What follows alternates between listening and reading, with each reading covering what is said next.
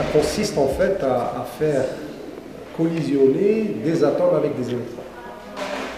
Voilà. Donc des électrons qu'on accélère, des électrons dont on augmente l'énergie graduellement, d'accord, et qu'on fait rentrer en collision avec des atomes. Et on voit, donc par un moyen indirect, comment se fait l'échange d'énergie. Est-ce que c'est des chocs élastiques? Est-ce que c'est des chocs inélastiques? Est-ce qu'il y a échange d'énergie? Est-ce que les atomes vont absorber une partie de l'énergie des électrons ou pas du tout? Et s'ils absorbent, ils absorbent combien? Quelle quantité, etc. Et c'était ça le principe. Et indirectement, pour savoir si les atomes avaient pris de l'énergie des électrons, on mettait à la fin de l'appareillage un ampèremètre qui mesurait le courant électrique. Donc s'il y avait plus d'électrons qui arrivaient, donc on avait une intensité de courant importante, ça veut dire que les électrons n'ont pas perdu d'énergie. Mais si d'un coup, si à un moment on a la chute du courant d'intensité, ça veut dire que les électrons, à ce moment-là, ils ont échangé de l'énergie. Et donc, si on pouvait savoir quelle quantité ils ont échangé et comparer avec des choses connues par d'autres expériences, comme les raies d'émission des atomes, etc., et voir si vraiment la quantité d'énergie échangée correspondait au changement d'état des électrons à l'intérieur de l'atome.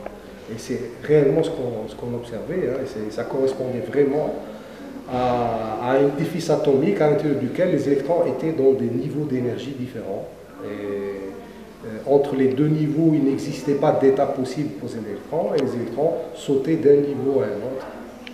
Donc, c'était vraiment la preuve que leur énergie était discrète, quantifiée.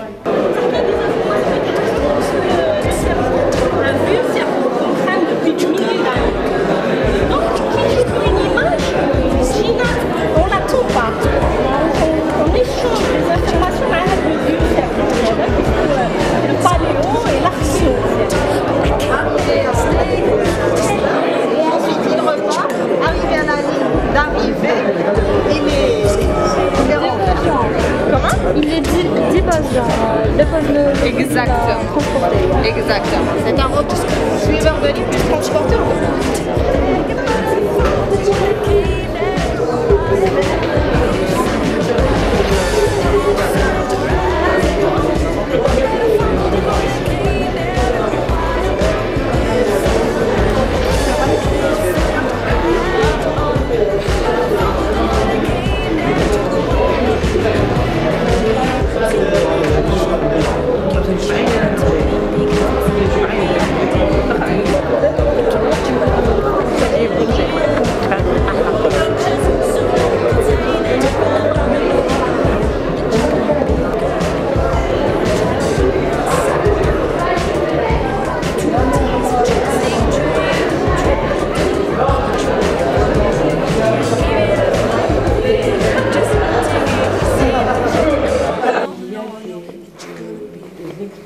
Qui ont été montées pour essayer de répondre à des questions encore non résolues. Très bien. Et puis j'ai montré j'ai notamment parlé des découvertes dernières et aussi de ce qui est resté à trouver. Voilà. Alors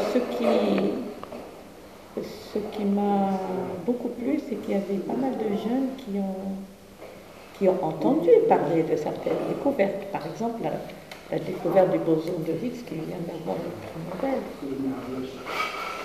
Ils en ont entendu parler, ils n'ont pas tout à fait compris. Et bon, ils ont posé certaines questions. J'ai essayé de répondre autant que je